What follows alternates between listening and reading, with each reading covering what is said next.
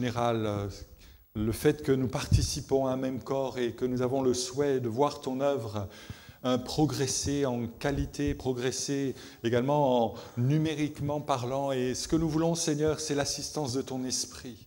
Ce que nous voulons, Seigneur, c'est ne pas œuvrer par nos propres forces, mais être ouvriers avec toi. Bénis l'Église, Seigneur, de Limoges.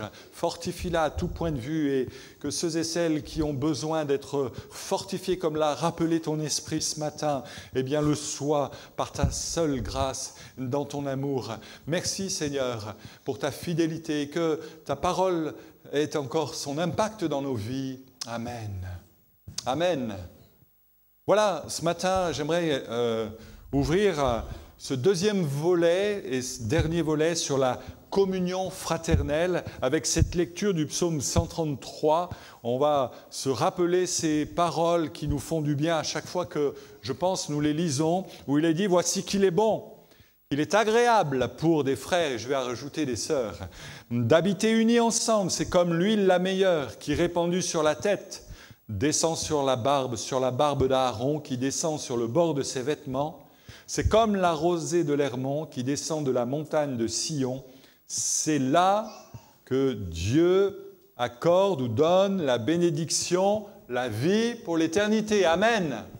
Béni soit le nom du Seigneur pour les liens qui nous unissent les uns aux autres. La communion fraternelle, rappelez-vous la semaine dernière, je l'avais dit, ça va bien au-delà du simple fait que nous nous retrouvons le dimanche matin ensemble. C'est une très bonne chose, évidemment, de célébrer le culte du Seigneur en ce premier jour de la semaine, mais la communion fraternelle authentique, biblique, va au-delà. Elle est empreinte, nous l'avions vu, d'authenticité, de réciprocité, de partage, et elle vise à l'unité de l'ensemble du corps de Christ. On avait vu également que son expression la plus adéquate, la meilleure, c'était dans le cadre de petits groupes où nous pouvons faire plus que simplement évoquer de grands sujets, où nous pouvons peut-être davantage nous ouvrir, et de tels groupes de maisons existent en semaine, et ils sont tout aussi importants que le reste des rendez-vous de l'Église.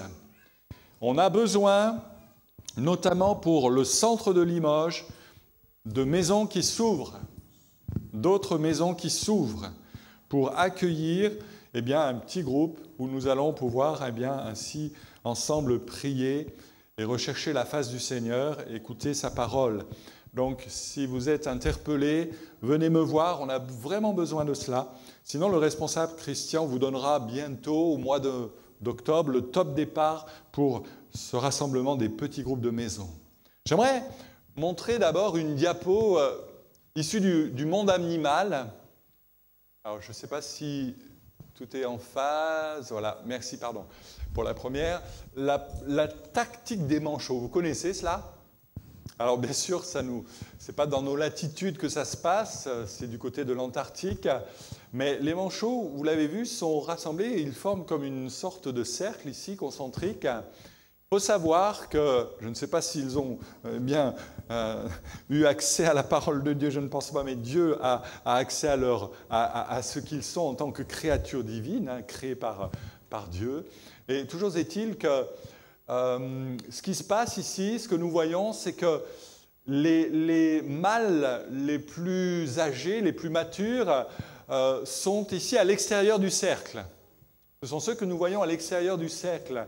Et puis, plus on va vers l'intérieur du cercle, plus on trouve les femelles, et particulièrement les jeunes manchots, les tout petits qui viennent de naître, les bébés, et qui n'ont pas la même épaisseur de graisse. Il faut savoir qu'un manchot adulte a 2 couches isolantes de 2-3 cm de graisse à chaque fois. Donc, voilà.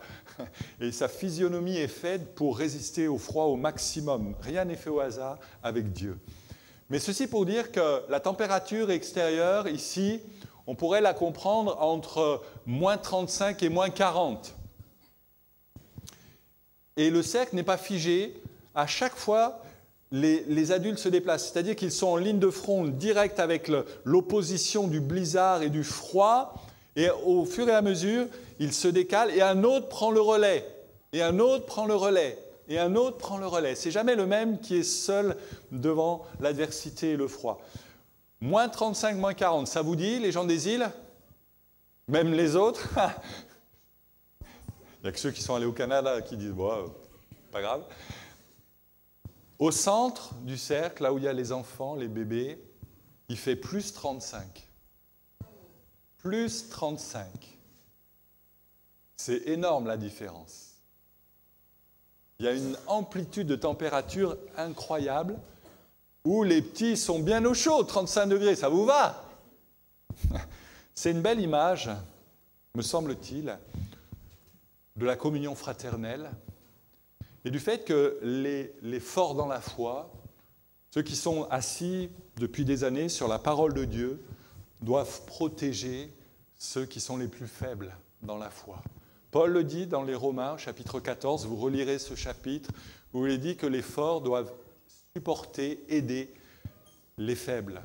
Et ce n'est pas péjoratif, fort et faible, c'est une réalité, due peut-être au fait que certains sont nouveaux convertis et on n'a pas les mêmes connaissances, la même doctrine installée dans leur cœur, et on va viser avec la formation de disciples à renforcer vos défenses immunitaires et de foi. Amen. Mais retenez bien cette image, c'est vraiment une belle image pour figurer l'Église où les forts prennent soin et égard de ceux qui sont les plus faibles et vont les tirer vers le Seigneur, davantage vers le Seigneur. Alors la communion fraternelle, elle doit aussi être empreinte, c'est la diapo suivante, de franchise. Alors j'ai trouvé ça, c'est un trait d'humour, être franc et direct ne signifie pas qu'on est un méchant.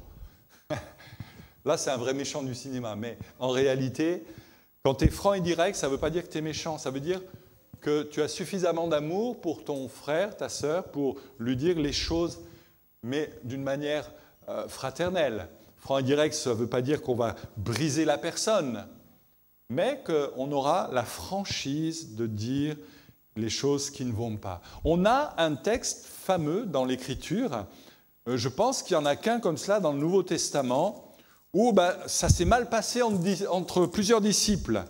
Et pas des moindres, pas des moindres. Ce n'étaient pas des tout jeunes dans la foi, c'était au contraire des hommes aguerris, des hommes parvenus, des hommes matures, et pourtant ça n'a pas fonctionné. Ça n'a pas marché. À un moment donné, quelques jours après, acte 15, verset 36, quelques jours après, Paul dit à Barnabas, « Retournons visiter les frères dans toutes les villes où nous avons annoncé la parole du Seigneur pour voir où ils en sont. » Ça, c'est la communion fraternelle, entre parenthèses. Où ils se déplacent pour voir les progrès des uns, des autres. C'est l'annonce du second voyage missionnaire de Paul. Barnabas voulait prendre avec eux Jean, surnommé Marc, Jean-Marc. Mais Paul estima ne pas devoir prendre avec eux celui qui s'était détourné d'eux depuis la Pamphylie et qu'il ne les avait pas accompagnés dans leurs œuvres. Écoutez bien, le dissentiment fut si aigre que finalement, ils se séparèrent. Barnabas prit Marc avec lui et embarquèrent pour Chypre. Paul choisit Silas et partit, recommandé par les frères, à la grâce du Seigneur. Autrement dit, entre Barnabas, qui est un monument dans le Nouveau Testament en tant qu'homme de foi, et Paul, qui n'est pas le moindre, ça n'a pas fonctionné. Il y a un moment donné où, à cause du fait de Jean-Marc plutôt, il y a eu un désaccord. Et je crois que Dieu nous invite à regarder nos désaccords en face pour apprendre à les dépasser ensemble. Dieu nous invite à regarder nos désaccords en face pour apprendre à les dépasser ensemble. Vous savez, quand on veut faire l'œuvre de Dieu, tôt ou tard, l'adversaire va vouloir brandir une arme qui lui est très familière, qui s'appelle l'offense. On en reparlera. Parce qu'à chaque fois que nous voulons ensemble servir le Seigneur, le diable souhaite qu'une chose, c'est semer la zizanie et mettre dans le cœur des uns des autres cette offense parce qu'un tel ne m'a pas regardé comme il fallait, parce qu'il ne m'a pas écouté comme j'aurais souhaité qu'il m'écoute, ou que sais-je, on se sent ainsi offensé. C'est l'arme subtile mais efficace du diable, et on veut contrer cela. Paul aux Galates dira « Frères, si un homme vient être surpris en quelque faute, Vous qui êtes spirituels, redressez-le avec un esprit de douceur. Prends garde à toi-même, de peur que toi aussi tu ne sois tenté. Portez ainsi les fardeaux les uns des autres et vous accomplirez la loi de Christ. Paul dit, en d'autres termes, que si quelqu'un a failli, a trébuché, est tombé sur le chemin de la foi, à un moment donné, s'il est surpris en quelque faute que ce soit, on n'est pas là pour lui jeter des pierres.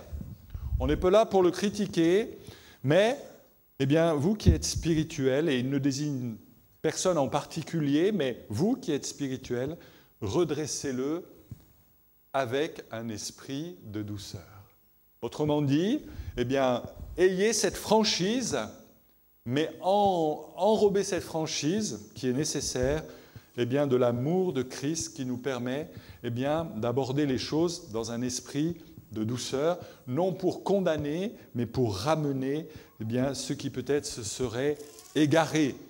Également, Paul aux Éphésiens dira, un peu plus loin, « Rejetez le mensonge, que chacun de vous parle avec vérité à son prochain, car nous sommes membres les uns des autres. Si vous vous mettez en colère, ne péchez pas, car le soleil ne se couche pas sur votre irritation et ne donnez pas ainsi accès au diable, encore une fois. » Parce que, simplement, notre irritation, notre indignation pourrait laisser le terrain favorable au diable pour à nouveau, une fois de plus, semer la zizanie. Et cette zizanie, elle ressemble bien souvent à de l'amertume qui pourrait s'installer lorsqu'on ne règle pas nos différends. Tôt ou tard, l'amertume s'installe. Tôt ou tard, des non-dits créent en nous cette animosité qui est là et qui fait qu'on ne regarde plus le frère ou la sœur de la même manière qu'avant. Et Dieu nous invite à ne pas nous coucher. C'est dans le cadre du couple, ça a été rappelé d'ailleurs hier par Bruno dans la prédication au mariage de sa fille, mais c'est aussi valable dans le cadre de la communion fraternelle, de nos relations fraternelles. Si on est en porte-à-faux, s'il arriverait même qu'on se mette en colère parce que telle personne n'a pas eu la bonne attitude, de toutes les manières, Dieu nous invite à ne pas nous coucher sur cette colère, mais à régler les choses le plus rapidement possible. Nous ne devons jamais laisser du temps dans ces situations un petit peu critiques, mais rapidement, nous devons apprendre à aller trouver la personne en lui disant, avec franchise, ce qui ne va pas pour la ramener à la raison, la ramener dans le chemin de la grâce et dans la perspective de servir à nouveau le Seigneur. Voilà, je crois que c'est assez édifiant. J'aimerais revenir sur Paul et Barnabas, encore une fois. On va rester là-dessus ce matin. Trois leçons qu'on peut retenir, 2 leçons essentielles plutôt. Les conflits sont inévitables dans la vie. Les conflits sont inévitables dans la vie. Dans la vie d'un couple, dans la vie d'une famille, et aussi, et parfois, dans la vie chrétienne simplement. Et je pense qu'il est nécessaire d'apprendre du Seigneur la manière de gérer au mieux ces conflits pour qu'ils ne soient pas destructeurs, mais que, sur la base même du conflit, nous apprenions dans nos relations, dans notre affection fraternelle, dans la capacité que nous avons à donner notre pardon, que ces conflits soient même parfois la base pour une construction à l'honneur et à la gloire de Dieu. Parfois même, de certaines situations conflictuelles, Dieu est celui qui a permis et favorisé l'émancipation de l'Évangile. C'est le cas ici pour cette dispute avec Barnabas, parce que d'une seule équipe de départ, 2 équipes vont être créées. Et ce que je voudrais souligner ici, et ce qui est important, c'est que cette dispute qu'il y a eu entre ces 2 géants de la foi, on va dire, ça n'a pas été la fin des haricots. C'est ça qui est important. Et c'est ça que j'aimerais souligner ce matin également. C'est que le désaccord entre Paul et Barnabas n'a pas sonné le glas de leur service, de leur ministère. Ça n'a aucunement empêché ni Barnabas ni Paul de continuer à servir le Seigneur. Dans Michée, chapitre 6, verset 8, il est donné cette parole par ce prophète, Michée, « Ne te réjouis pas à mon sujet, mon ennemi, car si je suis tombé, je me relèverai. Si je suis assis dans les ténèbres aujourd'hui, l'Éternel sera ma lumière. » Amen. Et il y a une promesse. La promesse est la suivante, c'est que parfois l'adversaire voudrait nous ébranler, nous empêcher d'avancer, nous faire tomber. Mais voici, j'ai cette assurance que si je demeure dans les voies du Seigneur, si je demeure proche de sa parole, si je reste dans l'affection de l'amour du Seigneur pour ma vie, eh bien, tôt ou tard, Dieu fera que nous soyons relevés. Amen. On l'a vécu à bien des égards et à certaines occasions avec mon épouse. Dieu relève, Dieu fait grâce. Dieu est capable de restaurer. Dieu est la lumière même au sein des endroits ténébreux dans lesquels nous pourrions parfois nous égarer. Il y a trop de chrétiens qui, suite à un conflit, suite à un désaccord, ont claqué la porte, se sont évaporés dans la nature. Et on ne les voit plus. Le témoignage d'Anthony nous a parlé de cela. Il y a eu à un moment donné des situations qui, dans le cadre de son assemblée, et qu'importe quelle situation, ont fait qu'à un moment donné, il est parti. Et je trouve que c'est terrible. Merci Seigneur de ce qu'il soit revenu. Amen. Qu'il soit au milieu de nous. Mais combien de personnes, eh bien, suite à un événement tel que l'ont vécu Barnabas et Paul, ont tout viré par-dessus bord. Et vous pensez peut-être à une personne. Mark Twain disait « Ne tirons d'une expérience que sa juste leçon, sans aller au-delà. Sinon, nous serions, écoutez bien, comme le chat qui s'est assis une fois sur la gazinière allumée. Il ne recommencera pas et il aura raison. Mais là où ce chat aura tort, c'est qu'il n'osera plus remonter sur une gazinière éteinte. » Ce qui veut dire, en clair, sans décodeur, que parfois, on entend les chrétiens dire « Moi, je ne veux plus servir le Seigneur parce que ça me fait trop mal. J'ai été blessé il y a de cela 15, 20, 30 ans et c'est encore ici devant moi. » Je pense que Paul et Barnabas sont en train de nous dire on peut vivre des moments difficiles, des moments même où on n'est pas d'accord les uns avec les autres, mais ça ne veut pas dire que nous devons abandonner tout. Et le Seigneur et le service pour Dieu. Mais Dieu, dans sa grâce, veut nous apprendre à nous restaurer, à nous fortifier tout à nouveau. Et du reste, entre Paul et Barnabas, les choses ne se sont pas éternisées au-delà d'un certain temps, puisque plus tard, nous lisons que Jean-Marc a été à nouveau intégré dans une équipe et que Paul et Barnabas ont continué à cheminer main dans la main, parce qu'au fond, ce que nous croyons, c'est que l'adversité, elle ne doit pas être au milieu de nous, dans le lien de la communion fraternelle, mais elle est devant nous lorsque l'adversaire brandit ses armes. Vous connaissez peut-être cette anecdote de cet amiral Nelson, un amiral de la flotte anglaise, il y a de cela quelques siècles, qui devait affronter l'invincible Armada. L'invincible Armada espagnole. Et sur son bord, il avait deux seconds, deux hommes qui étaient près de lui, qui n'étaient pas le capitaine, c'était lui, Nelson, mais qui étaient au proche de lui. Et ils se disputaient l'un l'autre. Alors que les voiles espagnoles se rapprochaient et que la bataille était imminente, eux, sur le même bateau, ils se disputaient. Et ils se disputaient pourquoi ? Pour savoir si l'amiral Nelson prend une balle ou un coup d'épée, qui va être le chef ? Et ils se disputaient pour ça. Et l'amiral Nelson, qui avait une ouïe assez fine, semble-t-il, leur a dit « Venez là, venez là ». Et il n'a pas dit un autre mot, il a montré du doigt les voiles espagnoles, il a dit « L'ennemi n'est pas sur ce bateau, l'ennemi, il est devant nous.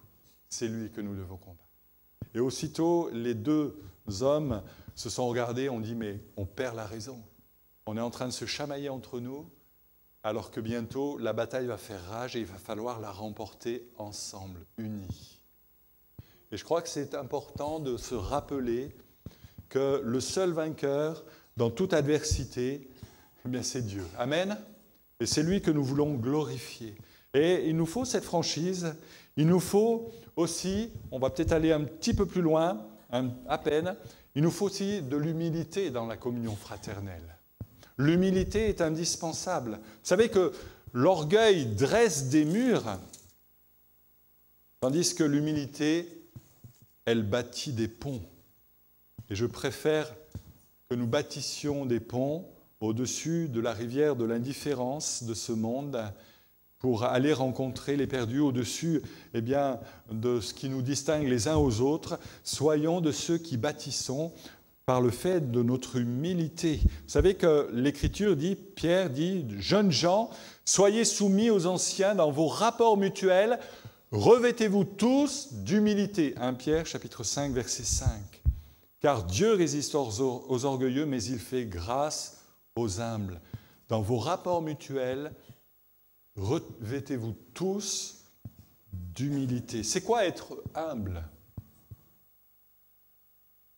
Pas facile à définir. Ce n'est pas avoir une mauvaise opinion de soi, mais c'est moins penser à soi et davantage aux autres. Autrement dit, être humble, ce n'est pas se déprécier, ce n'est pas se trouver insignifiant, ça c'est pas de l'humilité.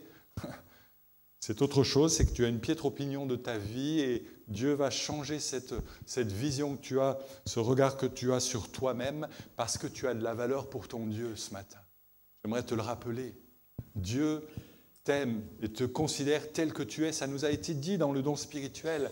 Regarde-toi tel que tu es et Dieu t'aime ainsi et Dieu veut faire de ta vie quelque chose de spécial, de particulier qui va honorer et glorifier son nom. Amen. C'est moins penser à soi et davantage aux autres. L'exemple suprême, c'est Jésus. Quand dans l'Écriture et dans les Évangiles trouvez-vous que Jésus pense à son nombril ? À un moment. Pense à se servir au détriment des autres. Non, c'est jamais le cas.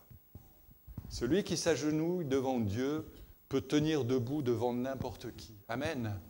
Et ça, c'est la véritable humilité qui nous fait résister, puisque un peu plus loin, il est dit « Humiliez-vous donc sous la main puissante de Dieu, déchargez-vous sur lui de tous vos fardeaux, et il prendra lui-même soin de vous. Soyez sobres, veillez, votre adversaire le diable rôde comme un lion rugissant, cherchant qui dévorer, résistez-lui, ferme dans la foi. » Et souvent dans ce passage, les chrétiens ne retiennent qu'une chose, c'est « Voilà, le diable est là, l'adversaire est là, il rôde, et je vais lui résister. » Ferme dans la foi, sauf qu'ils oublient les versets qui sont avant et qui sont pour autant essentiels.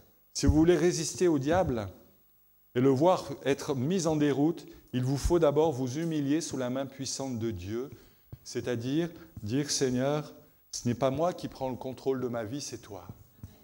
Entièrement, totalement. Dans l'absolu de ma vie, je veux que ce soit toi qui m'en prennes les rênes. Seigneur, je m'humilie, je fais preuve d'humilité. Seigneur, viens à mon secours, fais-moi grâce. » Amen. Et à partir de là, oui, on peut aller plus loin. Peut-être un dernier point. Allez, on va terminer avec cela. Il nous faut faire preuve aussi d'amabilité. Vous connaissez le Schtroumpf qui dit « je n'aime pas » toujours ? « J'aime pas le bleu. » « J'aime pas les j'aime pas. » Il y a des personnes comme cela, parfois au milieu de nous. Il faut avoir le respect des différences et des sentiments de chacun et aussi avoir une certaine dose de patience. Et Dieu l'exerce et Dieu nous permet de l'exercer. Je crois que Dieu met dans la vie de chacun d'entre nous une personne poil à gratter. Regardez autour de vous, à côté de toi, est-ce que tu es la personne poil à gratter de ton voisin ? On a tous une personne qui est là pour aguerrir notre patience, pour la renforcer un petit peu comme cela. Et Dieu est celui qui aussi veut nous faire grâce dans ce domaine. Dans Romains, chapitre 15, verset 1er, il est dit « Nous qui sommes forts, nous devons supporter les faiblesses de ceux qui ne le sont pas et ne pas chercher ce qui nous plaît. Que chacun donc de nous plaise au prochain en vue de l'édification mutuelle. » Nous qui sommes forts, c'est ce que je disais tout à l'heure, nous devons chercher et nous devons supporter les faiblesses de ceux qui ne le son pas. C'est là quelque chose qui n'est pas facile à mettre en œuvre, qui n'est pas évident, mais nous devons apprendre auprès du Seigneur à être proches de ceux qui nous sont parfois un petit peu irritables, de ceux qui parfois nous énerveraient, et d'apprendre à les aimer. Par amour fraternel, ayez de l'affection les uns pour les autres. Amen. Et c'est cet amour divin que nous devons laisser être déversé dans nos cœurs pour qu'il fasse son œuvre et que nous puissions réellement nous aimer d'un amour authentique et vrai et véritable, l'amour de Christ. Amen. La communion fraternelle, c'est donc une communion qui s'expérimente par la franchise, qui nous permet de dépasser les conflits. C'est au travers de l'humilité, de l'amabilité. J'aurais souhaité continuer en parlant de la confidentialité et de l'assiduité. C'est tout autant important. J'aimerais conclure en disant que cette communion fraternelle, elle n'est pas naturelle. On ne peut pas la vivre simplement avec nos propres ressources humaines. Parce que ça a trop d'éléments qui sont difficiles à gérer. Il faut qu'il y ait l'assistance du Seigneur pour que nous vivions dans la franchise, pour que nous soyons dans cette humilité, pour que nous soyons aimables à tous égards, que nous ayons une certaine retenue, une confidentialité dans les choses que nous pouvons entendre. Mais ce qui est impossible aux hommes est possible avec Dieu. Amen. La communion fraternelle exige, et je termine, l'abandon de notre égoïsme et de notre indépendance pour que nous entrions vraiment en relation les uns avec les autres, au-delà de ce qui est superficiel, que nous entrions en interdépendance les uns avec les autres. Et encore une fois, et je le répète, le meilleur terrain d'action pour cela, ce sont des petits groupes de maison. Et j'avais distribué la semaine dernière des feuilles. Certains m'en ont à nouveau demandé. Elles sont à votre disposition. Je les laisserai au point accueil pour que vous puissiez vous en munir et qu'au maximum d'entre vous, vous puissiez vous retrouver ici et là dans des lieux où nous pouvons partager cette communion fraternelle, la développer et l'enrichir. Amen. Que Dieu vous fasse grâce. On va terminer ces moignisses. On va demander au Seigneur son secours et sa bénédiction. Seigneur, merci pour les liens de la communion fraternelle. Merci parce que tu nous as appelés, tu nous as attirés de notre égoïsme naturel et tu as fait de nous maintenant tes enfants. Et ce que nous voulons aujourd'hui, Seigneur, ce n'est plus vivre dans cette autonomie, ce n'est plus vivre dans cette indépendance. Ce que nous voulons, c'est apprendre à nous connaître, à nous apprécier. Et c'est vrai, Seigneur, que du fait que nous soyons tous différents, que nous venions tous d'horizons différents, que nous ayons tous des histoires différentes, c'est parfois difficile, c'est parfois pas évident. On a besoin de cet amour dont Luc dira dans les actes qu'il descend, qu'il est déversé dans nos cœurs par le Saint-Esprit. On a besoin de cet amour surnaturel pour nous aimer tel que tu pouvais aimer et tel que tu nous aimes aujourd'hui encore. Merci Seigneur de nous permettre de dépasser certaines bornes, certaines frontières que nous n'osions pas dépasser pour aller vers un tel, une telle. Merci de nous donner un regard qui nous permet de remarquer celui ou celle qui est en marge, celui ou celle qui est dans la faiblesse, celui ou celle qui est fatigué, celui ou celle qui serait tombé pour lui apporter notre secours et notre aide. Nous voulons être vraiment cette famille. Nous voulons vraiment nous aimer comme tu nous aimes, Seigneur. Aide-nous dans le développement de cette communion fraternelle. Amen.